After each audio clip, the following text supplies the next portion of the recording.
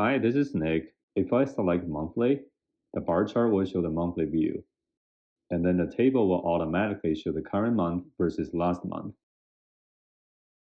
And if I select yearly, it's going to show current year versus last year. Here is the raw data to begin with. And then step 1 is to create a date table. Please check out the YouTube comment section as I shared all the DAX functions in a shared document for you to easily copy and paste. And then connect the date table to your raw data table. Step 2 is to create a field parameter. And then make sure the filter is single select. Step 3 is to create the cluster column chart. Step 4 is to sort the columns.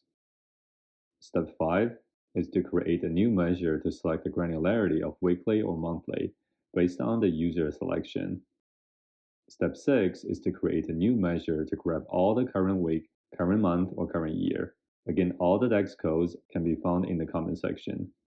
Step 7 is to create a new measure for the previous period, such as previous month, previous year.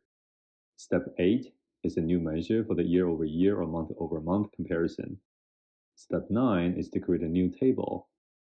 And then we need to sort the column based on the sequence. Step 10, a new measure to set up the dynamic values in the final matrix value. Please make sure you use the exact same words of the current, previous, and delta, because those 3 words were also used in step 9, and that's why those 3 words need to be the same. And then we need to set up the dynamic format. And for step 10.6, please input the exact same DAX codes. And then if you need to make any adjustments in the future, you can find the dropdown in step 10.8. Then step 11 is to create a matrix visual. Don't worry about the error you might find, as long as we finish up step 11.4, and then that error is going to disappear. Step 12 is to create a measure for background color for the year-over-year comparison. And then follow step 12.1 to 12.3 to open up the setting for the background color. Step 13 is to create another measure to actually show the current period.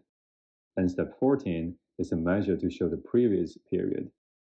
And finally, step 15 is to create 2 cards and put those 2 cards directly above the matrix visual.